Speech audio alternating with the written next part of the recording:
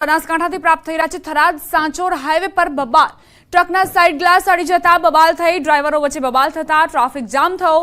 સ્થાનિકોએ આ મામલાને થાળી પાડી ટ્રાફિક દૂર કરવાનો પ્રયત્ન કર્યો તો બે ડ્રાઈવરો નજીવી બાબતને લઈને સામસામે આવી ગયા। સાઈડ ગ્લાસ અથડાવવાને લઈને બંને ડ્રાઈવરો વચ્ચે બબાલ થઈ। પહેલા શાબ્દિક યુદ્ધ ચાલ્યું અને ત્યારબાદ તે ઝપાઝપી સુધી પહોંચી ગયું। જો કે આસપાસના જે લોકો હતા તેમણે બંનેને છૂટા પાડવાનો પ્રયત્ન કર્યો અને બંનેને સમજાવટથી દૂર ખસેડવાનો પણ પ્રયત્ન કર્યો, જે બાદ ટ્રાફિક ખુલ્લો થયો। ચોમાસાને લઈ ખેડૂતો માટે ખૂબ મોટા સમાચાર પ્રાપ્ત થઈ રહ્યા છે। 13 દિવસ બાદ ચોમાસાએ છલાંગ લગાવી। સૌરાષ્ટ્રમાં ચોમાસાની એન્ટ્રી થઈ। દક્ષિણ ગુજરાતના તમામ જિલ્લામાં ચોમાસું બેઠું। મધ્ય ગુજરાત સુધી પહોંચી ગયું છે ચોમાસું। 11 જૂનથી નવસારીમાં અટકી ગયું હતું ચોમાસું। અનુકૂળ સ્થિતિ સર્જાતા આગળ વધ્યું। હવે સમગ્ર ગુજરાતમાં ઝડપથી ચોમાસું આગળ વધે તેવી સંભાવના।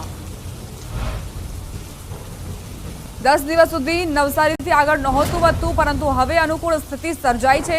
જે સાયક્લોનિક સર્ક્યુલેશન સિસ્ટમ સર્જાઈ હતી દેશભરમાં છે, તેણે ખૂબ જ મદદ કરી ચોમાસાને આગળ વધવામાં। દક્ષિણ ગુજરાતમાં અને સૌરાષ્ટ્રમાં ચોમાસાની એન્ટ્રી થઈ ગઈ છે અને હવે ઝડપથી જ મધ્ય અને ઉત્તર ગુજરાત સુધી પણ ચોમાસું પહોંચી જશે તેવી આગાહી હવામાન વિભાગની।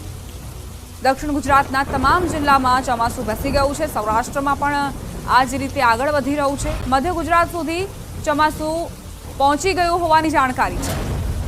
તો ખેડૂતોને લઈને આ ખૂબ જ મોટા સમાચાર, કારણ કે કાગડોળે રાહ જોવાઈ રહી હતી અને હવે 13 દિવસ બાદ ચોમાસાએ છલાંગ લગાવી।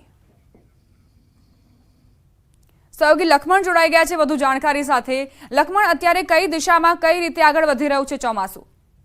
ચોક્કસથી છેલ્લા 13 દિવસથી ખેડૂતો રાહ જોઈ રહ્યા હતા કે ચોમાસું આજે આગળ વધશે, કાલે આગળ વધશે, પરંતુ એવી જ રીતે ચોમાસે 13 દિવસ સુધી એક જ જગ્યાએ સ્થિર રહ્યા બાદ આજે ફરીથી ચોમાસાએ ગતિ પકડી છે અને ખૂબ સારી ગતિ પકડી છે।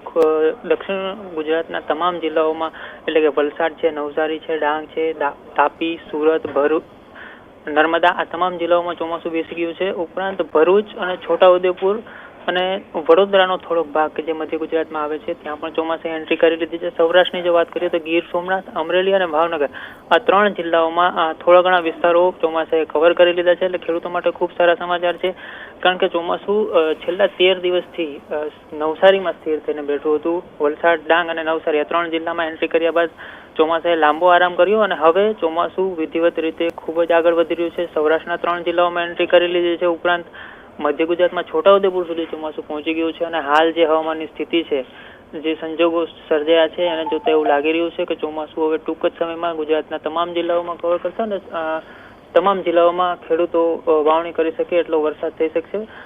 હાલ જે સ્થિતિ છે એ પ્રમાણે ચોમાસું આગામી દિવસોમાં પણ ગુજરાતમાં ગતિ પકડશે। દીપા, લખમણ, કૃષિ મંત્રી રાઘવજી પટેલે પણ કહ્યું હતું કે સપ્તાહની અંદર આખા ગુજરાતમાં એન્ટ્રી થઈ જશે અને હવામાન વિભાગનું પણ એ જ પ્રકારનું અનુમાન હતું। તો એવો અંદાજ લગાવી શકીએ કે હવે 3-4 દિવસમાં જ ઉત્તર ગુજરાત અને મધ્ય ગુજરાતનો આખો પટ્ટો કવર થઈ જશે? જે હાલ જે વાતાવરણ જે સર્જાયું છે, જે સ્થિતિઓ છે, જે ચોમાસાને ધક્કો મારી શકે, ચોમાસાને ખેંચી શકે એવી જે સ્થિતિઓ છે, એને જોતા એવું લાગી રહ્યું છે કે ચોમાસું ખૂબ જ ઝડપથી ગુજરાતના તમામ જિલ્લાઓમાં આગળ વધશે। પરંતુ હવામાનમાં જ્યારે કોઈ અનિશ્ચિતતાઓ આવતી હોય છે, ઘણી વખત વાતાવરણ અનુકૂળ ન પણ બને, ઘણી વખત હાલ જે જોતો હોય કે સ્થિતિ અનુકૂળ છે, પરંતુ ક્યારેક કોઈ સિસ્ટમ એવી સર્જાય જેના કારણે થઈને ચોમાસાને વિક્ષેપ પડતો હોય છે, તો થોડી ગતિ મંદ પણ પડી શકે। જેવું આપણે જોયું કે ચોમાસાની આ વખતે દેશમાં શરૂઆત જ વહેલી થઈ હતી અને એવું માનવામાં આવ્યું હતું કે ગુજરાતમાં પણ ચોમાસું વહેલું પહોંચે અને વહેલું પહોંચી પણ ગયું, પરંતુ ત્યારબાદ ચોમાસું એક જ જગ્યાએ સ્થિર થઈ ગયું, કારણ કે વાતાવરણ અનુકૂળ નહોતું, જેના કારણે થઈને ચોમાસું સ્થિર થઈ ગયું અને ખેડૂતોએ લાંબી રાહ જોવી પડી। પરંતુ હવે એવું લાગી રહ્યું છે કે ચોમાસાને ગતિ મળશે અને સ્થિતિઓ અનુકૂળ રહેશે, તો ખેડૂતો ટૂંક જ સમયમાં વાવણી પણ કરી શકશે। દીપા, આભાર લખમણ તમામ જાણકારી આપવા માટે। તો અનુકૂળ પરિસ્થિતિ છે અત્યારે અને તેને જોતા જ ચોમાસું ઝડપથી જ આખા રાજ્યને કવર કરી લેશે। જો કે ચોમાસાની એન્ટ્રી દક્ષિણ ગુજરાતની સાથે સાથે સૌરાષ્ટ્રમાં પણ થઈ ચૂકી છે। સુરતમાં અકસ્માત કર્યા બાદ કાર ચાલકે બુલેટને 3 કિલોમીટર સુધી ઘસડ્યું। કડોદરા નજીક કારે બુલેટને અડફેટે લેતા બાઇક ચાલક રોડ પર પટકાયો। કારના બોનેટ પર બુલેટ ફસાતા કાર ચાલક માર પડવાના ડરથી ભાગ્યો। કડોદરા 4 રસ્તા ક્રોસ કરી કામરેજ તાલુકાના ઉભેડ સુધી બુલેટને ઘસડીને લઈ ગયો। બુલેટને કારથી ઢસડીને લઈ જતો વિડીયો સોશિયલ મીડિયામાં વાયરલ થયો છે। અકસ્માતમાં બુલેટ ચાલકને સામાન્ય ઈજાઓ પહોંચી। કાર ચાલક સામે લોકોમાં ભારોભાર રોષ જોવા મળ્યો।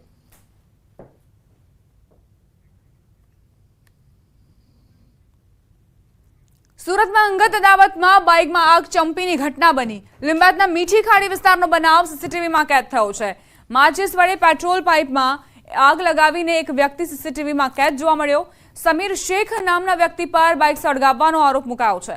17 અનવર સતાર નામના વ્યક્તિની બાઇક સળગાવી દેવામાં આવી। બાઇકમાં આગ ચંપી બાબતે લીંબાયત પોલીસમાં ફરિયાદ કરાઈ। લીંબાયત પોલીસે સીસીટીવીના આધારે તપાસ આરંભી છે।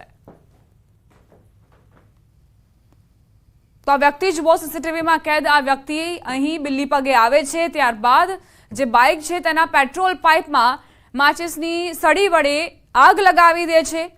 બાઇકને આગને હવાલે કર્યા બાદ તે ત્યાંથી નાસી જાય છે। જો કે હવે આરોપ મુકાયો છે સમીર શેખ નામના વ્યક્તિ પર કે તેણે જ આ ઘટનાને અંજામ આપી। જાહેરમાં દુકાનમાં દારૂનું વેચાણ। જૂનાગઢ પોલીસને ચેલેન્જ કરતો વિડીયો વાયરલ થયો છે। દુકાનમાં દેશી દારૂનું વેચાણ વિડીયો વાયરલ થયો। જોશીપુરાના શાંતેશ્વર વિસ્તારનો આ વિડીયો હોવાની શક્યતા છે। વાયરલ વિડીયોમાં સાફ જોઈ શકાય છે કે રોડ પાસે જ એક દુકાન છે જ્યાં માલ સામાનનું વેચાણ થાય છે। દુકાનની બાજુમાં જ ઘરમાં બાર છે જ્યાં દારૂડિયાઓ માટે બારની સુવિધા ઊભી કરાઈ છે। એટલું જ નહીં, વિડીયોમાં જોવાઈ રહ્યું છે કે બારમાં દારૂડિયાઓ દેશી દારૂ પણ પી રહ્યા છે। સવાલ એ થાય છે કે શું આ રીતે જ દારૂબંધીનો કડક અમલ થાય છે? શું આ દ્રશ્યો જૂનાગઢ પોલીસને નથી દેખાતા? જૂનાગઢ પોલીસની કામગીરીના ધજાગરા ઉડાડી દેતો આ વિડીયો વાયરલ થયો છે। ખાસ વાત એ છે કે હવે દેશી દારૂની ડ્રાઈવ શરૂ કરાઈ છે। તો આ વિડીયો વાયરલ થતા જ સવાલ ઉઠી રહ્યા છે પોલીસની કામગીરી પર કે આખરે કઈ રીતે તેમની દેખરેખ હેઠળ આ રીતે દારૂની હાટડી ધમધમી શકે। એક દુકાન છે, તેની બાજુમાં એક જગ્યા છે જ્યાં બાર બનાવવામાં આવ્યો છે। દારૂડિયાઓને પૂરી સવલત, પૂરી સુવિધાઓ પૂરી પાડવામાં આવે છે કે તે અહીં આવે, દારૂની મહેફિલ માણે અને ત્યારબાદ જતા રહે। રાજકોટના ઉપલેટાથી પ્રાપ્ત થઈ રહ્યા છે। ઉપલેટાના તણસવા ગામમાં કારખાનાઓમાં બાળકોના રહસ્યમય બીમારીના કારણે મોતનો મામલો સામે આવ્યો છે। કોઈ બીમારીના કારણે 4 બાળકોના મોત થઈ ગયા, જ્યારે કેટલાક બાળકો સારવાર હેઠળ છે। કારખાનામાં કામ કરતા પરપ્રાંતીય મજૂરોના બાળકો બીમારીની ઝપેટમાં આવ્યા। તણસવા નજીક આવેલા 3 કારખાનાઓમાં કોઈ કારણસર 6 થી 7 બાળકોની તબિયત બગડી હતી, જેથી બાળકોને સારવાર માટે હોસ્પિટલ ખસેડાયા, જ્યાં અત્યાર સુધીમાં 4 બાળકોના મોત થઈ ગયા છે। કારખાના માલિકો મુજબ ઝાડા ઉલટીના કારણે મોત હોઈ શકે છે। બીમારીનો ભોગ બનેલા મોટાભાગના પરિવારો મધ્યપ્રદેશના છે। ઘટનાને પગલે આરોગ્ય વિભાગની ટીમ દોડતી થઈ ગઈ અને કારખાનાઓમાં બાળકોના આરોગ્યની તપાસ શરૂ કરી। પ્રાંત ઓફિસર, મામલતદાર, ટીડીઓ, કલેક્ટર સહિતના અધિકારીઓ પણ ઘટના સ્થળે પહોંચ્યા હતા। બાળકોના મોતનું કારણ જાણવા તપાસ શરૂ કરાઈ છે। 4 બાળકો હતા, એમાં 2 બાળકોનું મૃત્યુ પામ્યું છે। બે બાળકો અત્યારે જામનગર સિવિલમાં હાલ સારવાર નીચે છે। પહેલાં અમે ઉપલેટા સિવિલમાં લઈ ગયા હતા, જ્યાંથી ટ્રાન્સફર કરીને જૂનાગઢ મોકલા છે અને જૂનાગઢથી અમને સિવિલમાં જામનગર સિવિલમાં મોકલા છે। કાર્યવિધિની બધા સરકારી કર્મચારીની બધે નક્કી કરે છે કે શેના ઉપર બન્યું છે। એ હજી કંઈ જાણ પૂરી થઈ નથી કે કેના લીધે મોત થયું છે, કેના લીધે થયા છે, એની હજી જાણકારી હજી પૂરેપૂરી આવી નથી। મારું કારખાનું તણસવા રોડ ઉપર આવેલું છે। મારે આમાં 2 છોકરાઓ ઓફ થઈ ગયા છે। એક 5 વર્ષનો હતું અને એક 1.5 વર્ષની છોકરી હતી। હવે કારણો કાંઈ જાણવા નથી મળ્યા, પણ કદાચ અને ઝાડા ઉલટી થઈ ગયા હતા એટલે એના માટે સારવાર એ લીધી હતી, દવાખાના એ લોકો ગયા હતા, પણ એમાં કંઈ સફળતા ન મળી। જિલ્લા આરોગ્ય વિભાગની ટીમ, ડીવાયએસપી, પોલીસ ખાતું, મામલતદાર સાહેબ અને બધા અહીંયા આવી આરોગ્યની ટીમે બધા કારખાનામાં સઘન તપાસ કરી અને જે કોઈને કંઈ પણ તકલીફ હતી એને બધાને પ્રાથમિક સારવાર આપેલ છે। અને લગભગ અત્યારે કોઈ નહીવત કેસ છે, એકાદ દીકરીને અત્યારે પ્રાઇવેટ હોસ્પિટલમાં દાખલ કરેલી અને ટોટલ 4 વ્યક્તિના 4 મૃત્યુ થયેલ છે અત્યારે। કારખાનાની અંદર કે દવાખાનામાં. રાજકોટ જિલ્લાની વાત કરીએ, રાજકોટ જિલ્લાના ઉપલેટા અને જે તરસવા ગામ છે ગણોદના, તેના વચ્ચે 10 થી 12 કારખાના, પ્લાસ્ટિકના પ્રોસેસ કરવાના કારખાના છે. ન્યૂઝ 18ની ટીમ પહોંચી છે. 4ના મોત થયા, તેને લઈને આપણે સીધા જ દ્રશ્યો બતાવીશ કે એનપીના મજૂરો અહીંયા પોતે કામ કરવા આવતા હોય છે, પોતાની રોજીરોટી કમાવા આવતા હોય છે. વાત કરી કે અલગ અલગ કારખાનામાં 2 બાળકોના જે મોત થયા હતા તેને લઈને જે અત્યારે કારખાનાના માલિક એવું કહી રહ્યા છે કે જે ઝાડા ઉલટી થતાં તેને ઉપલેટા કોટેજ હોસ્પિટલમાં એડમિટ કરવામાં આવ્યું હતું. વધુ ગંભીર એને તકલીફ થતાં તેને જુનાગઢ રિફર કરવામાં આવ્યું હતું. જુનાગઢ 4 બાળકોના જે મોત થયા હતા તેને લઈને રાજકોટના આરોગ્ય ખાતા અને મામલતદાર, કલેક્ટર સહિતના ઉચ્ચ અધિકારીઓ ત્યાં ઘટના સ્થળે કારખાને પહોંચી અને તપાસનો ધમધમાટ શરૂ કર્યો હતો.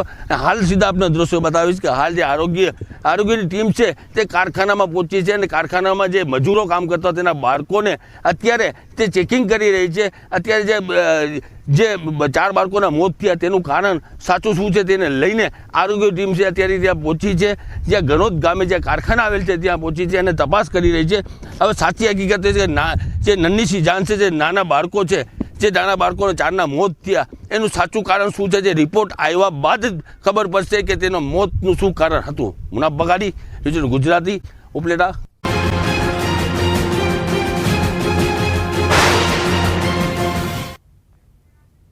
હવે ગુજરાતમાં વરસાદ ભૂક્કા બોલાવશે. હવામાન નિષ્ણાંત અંબાલાલ પટેલની મોટી આગાહી. રાજ્યમાં 3 દિવસ ભારેથી અતિભારે વરસાદની વકી. દક્ષિણ ગુજરાતમાં 6 થી 8 ઇંચ વરસાદ થઈ શકે છે. સુરત સહિતના ભાગોમાં 4 થી 5 ઇંચ વરસાદની સંભાવના. દક્ષિણ સૌરાષ્ટ્રના ભાગોમાં ભારે વરસાદની શક્યતા. મધ્ય ઉત્તર ગુજરાતમાં 1 ઇંચ વરસાદ વરસી શકે છે તેવી આગાહી.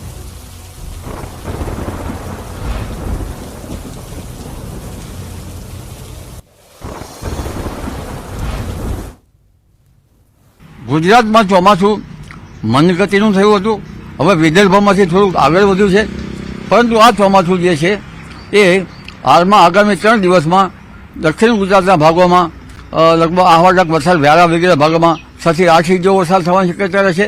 સુરત વગેરે ભાગોમાં 3 થી 4 ઇંચ વરસાદ થવાની શક્યતા રહેશે. દક્ષિણ સૌરાષ્ટ્રના ભાગોમાં પણ ભારે વરસાદ થવાની શક્યતા રહેશે. અમરેલીના ભાગોમાં પણ સારો વરસાદ થવાની શક્યતા રહેશે. ભાવનગરના ભાગોમાં પણ સારો વરસાદ થવાની શક્યતા રહેશે. જામનગરના ભાગોમાં પણ કંઈ વરસાદ થશે. ઉત્તર સૌરાષ્ટ્રના ભાગોમાં વરસાદ થવાની શક્યતા રહેશે. પરંતુ મધ્ય ગુજરાતના ભાગોમાં 1 ઇંચ આસપાસનો વરસાદ થવાની શક્યતા રહેશે. 28 જૂન બાદ અનરાધાર વરસાદની આગાહી હવામાન નિષ્ણાંત અંબાલાલ પટેલે કરી છે. રાજ્યના કેટલાક ભાગોમાં ધોધમાર વરસાદની વકી વ્યક્ત કરાઈ. કેટલાક ભાગોમાં 8 ઇંચ વરસાદ થઈ શકે. સૌરાષ્ટ્રના ભાગમાં પણ 8 ઇંચ વરસાદ થઈ શકે છે.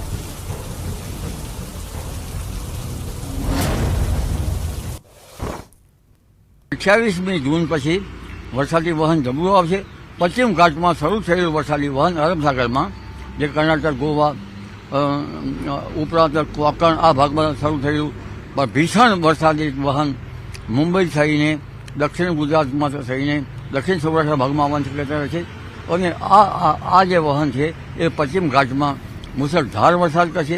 કેટલાક ભાગમાં પૂર આવવાની શક્યતા રહે છે. પરંતુ મુંબઈથી આગળ વધેલું આ ચોમાસું આહવાડના વરસાદ દક્ષિણ ગુજરાત ભાગોમાં પણ ભારે વરસાદ કરશે.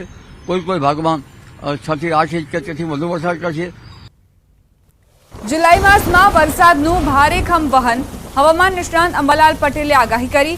અરબ સાગરમાં લો પ્રેશર બની રહ્યું છે. બંગાળ ઉપસાગરમાં ડીપ ડિપ્રેશન બની રહ્યું છે. ભારેથી અતિભારે વરસાદ વરસશે. કે જુલાઈ માસમાં એક ભારેખમ વહન આવી રહ્યું છે.